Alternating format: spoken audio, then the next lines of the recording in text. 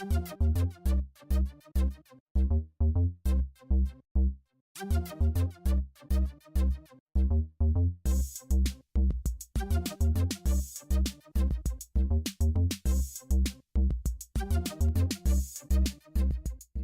everyone and welcome to Tychus Teaches You Stuff. I am Tychus. Today we're going to talk about some flares. In particular, Category B flares. That is what most of us have on our normal weapons. We're talking heat flares or cold flares or impact or whatnot. Though there are a few enhancements that also take up that Category B slot, and we'll talk about those here real quick.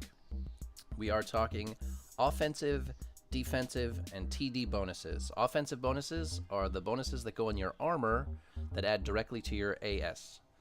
Defensive bonuses are added to weapons. We often call them defender weapons, and they add directly to your defensive strength.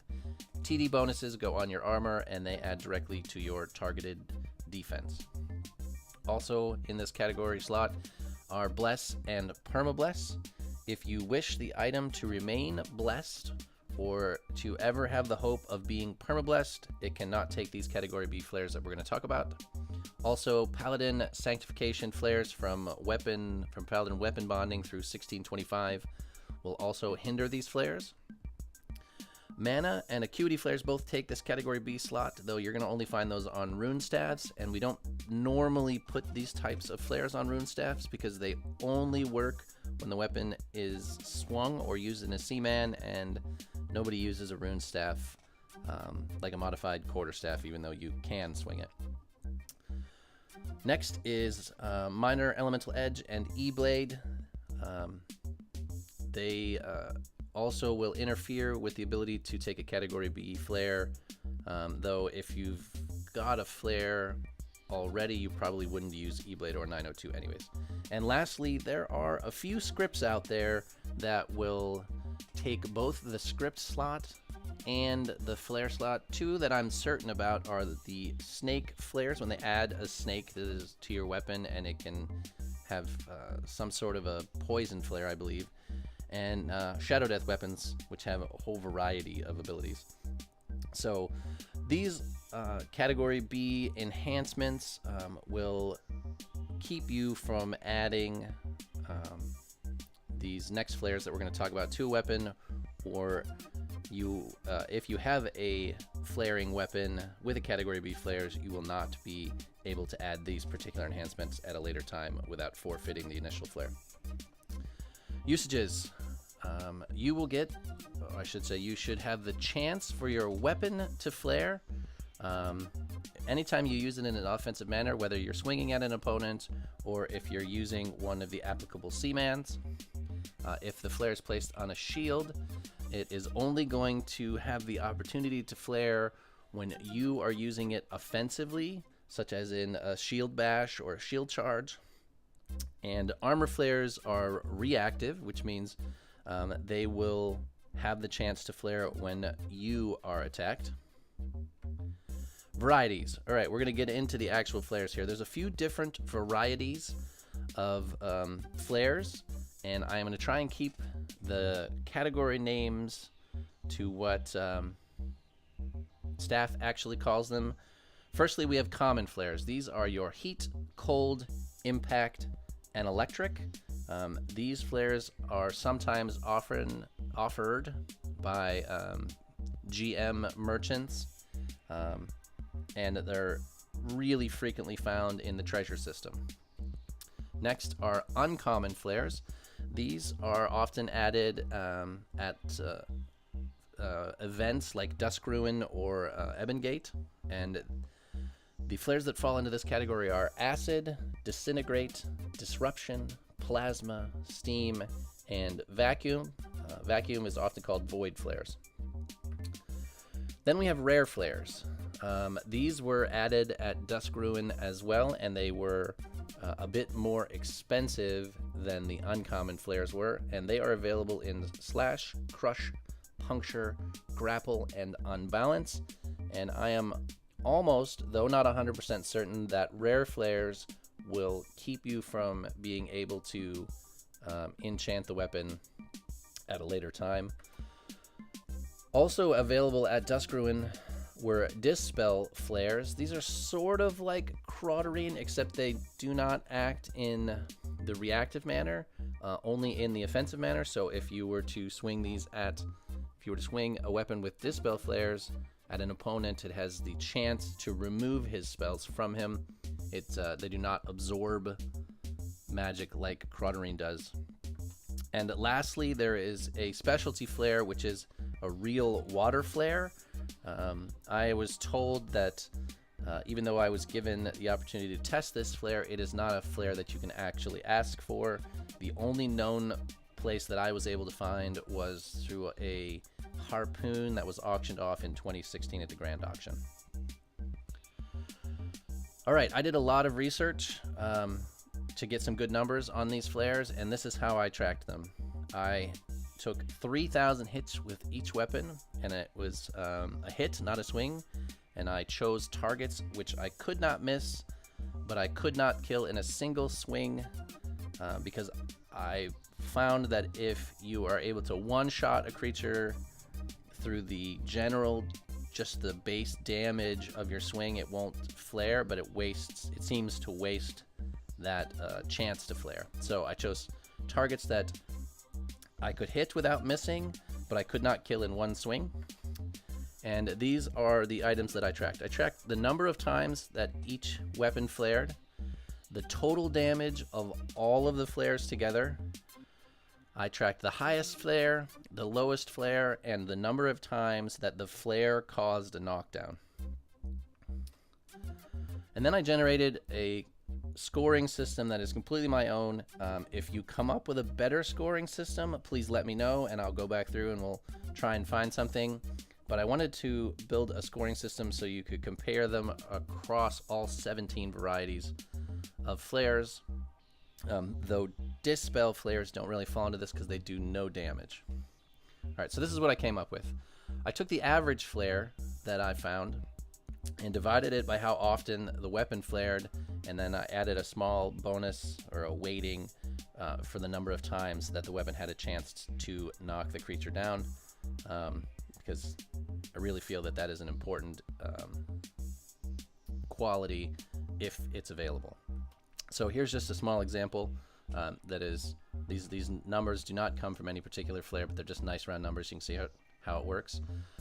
If across the 3,000 swings that I tested, there was 9,000 flare damage and the weapon flared 500 times, I would have come up with an average flare of 18 points.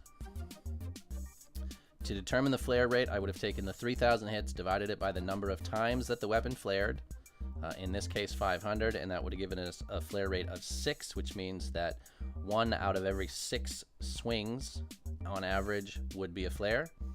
And then in this case, in our example here, we're going to use 25 knockdowns, and that's going to give you a slight bonus of 0.25. So the score of this imaginary weapon would be 3.25. Like I said, this is a completely arbitrary scoring system, but I didn't have any way to really compare apples to apples, so this is what I came up with. Now we're going to move into the actual flares, and you can see the actual messaging for the flare. We'll show you what the lore song looks like if you get it bard sung, and then where it falls in the list of 17 places, and the score that it generated.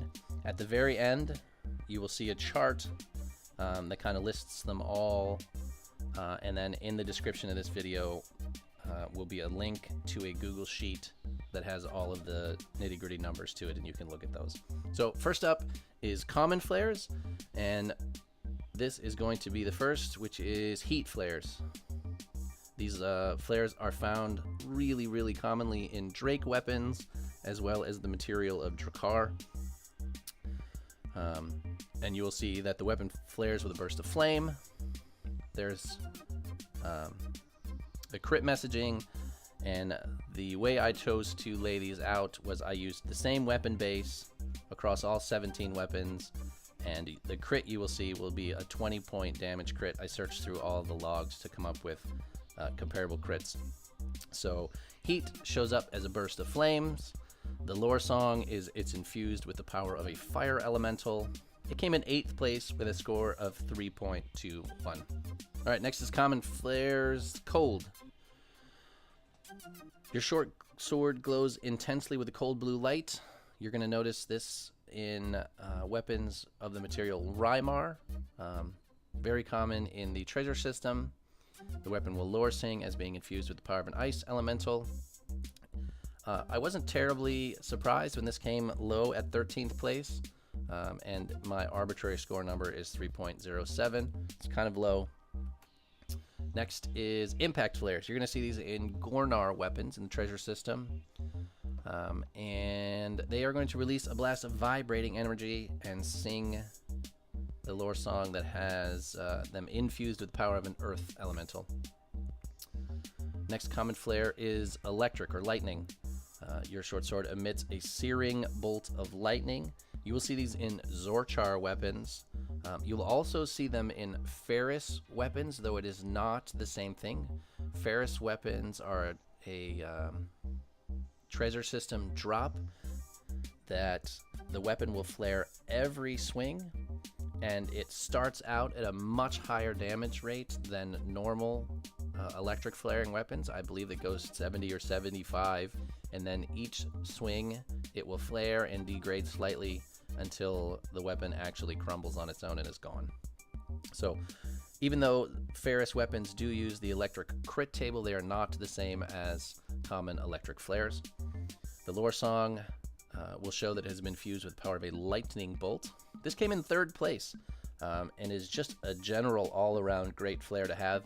I don't know anything that is immune to it, but there are some tricky places in water-filled rooms where it can actually backlash at you and do some damage.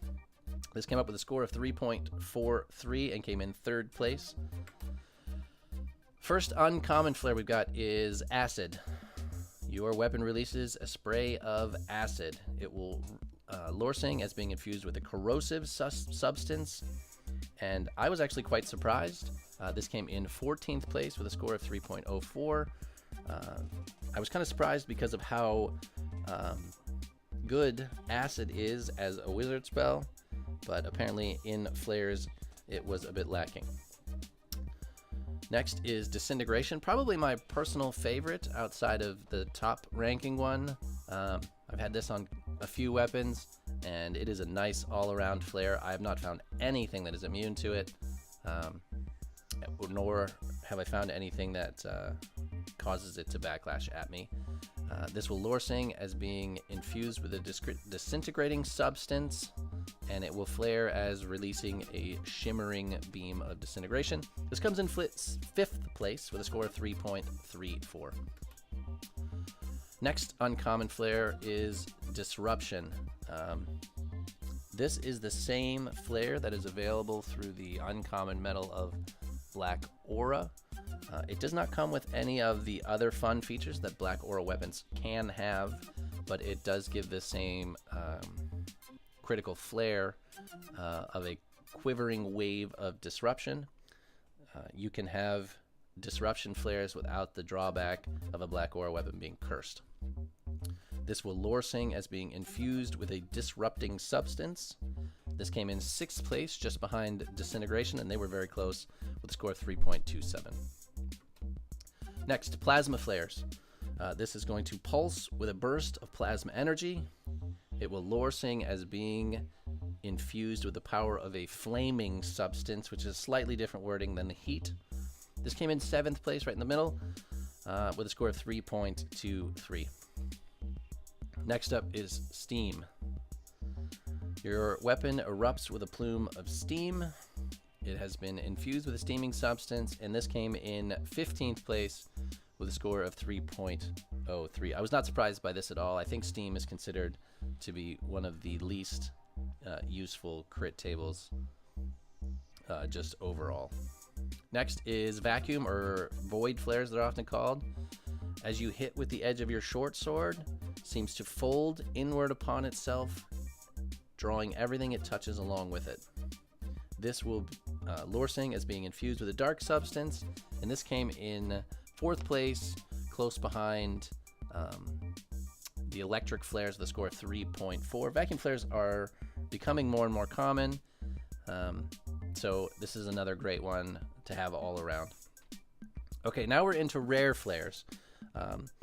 The first three of these rare flares are often called mechanical flares. They are crush, puncture, and slash, though they are not truly mechanical flares. These category B rare flares of crush, slash, and puncture only act just like a normal flare. They hit a random part of the body, where true mechanical flares have slightly different messaging, and they hit the same part of the body as the initial hit did. So if you aimed at the head and you hit the head and the script fires, the flare would have also hit the head. These are not those flares. These are just a standard flare. They hit a random body part once every 6 swings or so. The messaging comes out as your short sword releases a small spring-loaded rod. That's for crush. And it will lore sing as being equipped with a spring-loaded rod. This came in 9th place. I was a little disappointed because I really enjoy these flares. With a score of 3.19. These flares that are categorized as rare flares will make your weapon non-player enchantable, so just be aware of that. Next is puncture. This one surprised me quite a bit. Your short sword releases a small spring-loaded spike. It will lore sing as being equipped with a spring-loaded spike, and it came in last place, essentially just ahead of Dispel, which does no damage. This has a score of 2.97. The puncture table is an excellent damage table, but if it doesn't hit the head or the eyes or the neck, it seems to be lackluster. The only thing that I did notice, and I wasn't able to really sure how to calculate it or to track it, was that any of the head or eye or neck crits seemed to actually cause a kill. So it might be a bit more useful than my tracking was able to calculate, just because the flare itself seemed to get more kills, but comparing damage and knockdowns, it didn't seem to be all that great. And then lastly of these rare flares is slash, and it's just like the others. Short load releases a small spring-loaded blade this time, and it has been equipped with a spring-loaded blade for the lore song. This came in 11th place with a score of 3.09. All right, now the last two last two rare flares are going to be grapple and unbalance. They're actually quite similar and different at the same time. Your short sword releases a twisted tendril of force is for the grapple flares. It has a very high knockdown chance, which pushes its score through the roof. The lore song will be that it is imbued with a grappling force. This came in absolutely first place with a score well above the others with 4.62. You'll be able to look at the numbers at the end here, but it had over 120 knockdowns, where most of the others were around 20 or 30 in the same number of swings. So it has a much higher chance to cause a knockdown than the others. Next is going to be the unbalance. We just kind of mentioned that. This unleashes an invisible burst of force. So the messaging's slightly different, so they're often quite confusing. The lore song, it has been infused with an unbalancing force. This came in second place with a score of 4.35. It had a lot more knockdowns than any of the other flares besides grapple. And I think there's more going on behind the scenes with unbalanced flares. I believe this weapon pushes a lot of round time, but there's no way for me to know that. It's just a feel from watching after it flares. They seem to be locked into some round time, but I have no way to actually quantify that. So this came in second place just behind grapple with a score of 4.35. All right, next is dispel flares. These are kind of a specialty flare. I'm not really sure where you would really need them. These peel spells off of your opponent. So when it flares, it says your short sword glows brightly for a moment, consuming the magical energies around your target. And then it will if it's wearing any spells, it will list which spells it peels off. You'll see that the lesser orc is no longer surrounded by, shimmering energy or whatever spell it peels off. You'll see the spell drop. The lore song, this has been infused with a strange anti-magical substance. This came in last place solely because it does no damage, and my scoring system doesn't really have a way to quantify the usefulness of that. Lastly is the single specialty elemental flare, and that is water. The messaging is your short sword releases a blast of water. The lore sing has been infused with a power of a water elemental, which kind of matches the messaging of the other common elementals of heat and cold. This came in 12th place with a score of 3.09. Like I said earlier, this is not a flare you can really get anywhere, though the staff was able to let me borrow this just for the testing purposes. I think the only place you can get it is in a winged sea glass harpoon that came from the 2016 grand auction. Next, we have a chart here that outlines kind of some of the information that I have collected. The complete information is on a Google Sheet, and I will place a link in the description down below. But here is some of it without trying to overwhelm you with all of it.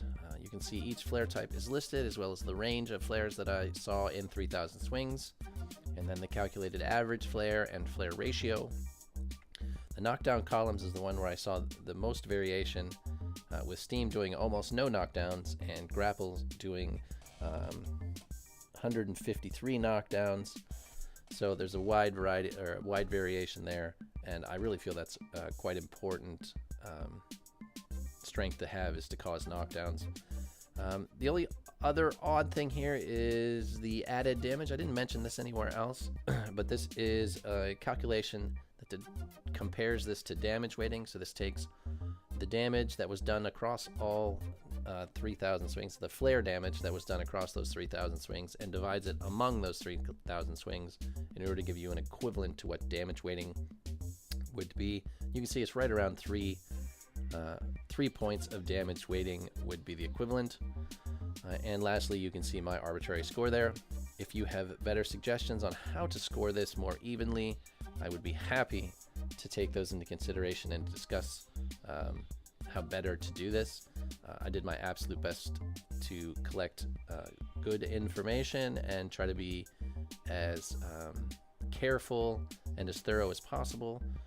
Like I said, we did 3,000 swings, and I broke those swings up among leather, scale, and chain wearing creatures, and I stayed away from creatures that had known strengths or weaknesses to any one flare. So these numbers do not take into consideration, and I don't even address it at all, really. That'll have to be for another video, because that is a huge undertaking I've already started, is to go through each of the family groups and track, and I shouldn't say track, but to watch for strengths or weaknesses against all 17 flare types. I hope you found this information useful and interesting. If that is the case, please hit the like button, subscribe to the channel. Please place a comment down below of videos you'd like to see, or if I'm putting any information out there that's just wrong and I need to update that, please let me know. I am trying to put the best information out that I can, and it is a big help when you guys correct me or inform me. This has been Tychus Teaches You Stuff. I'm Tychus. Thank you for your time, and I hope you guys have a great day.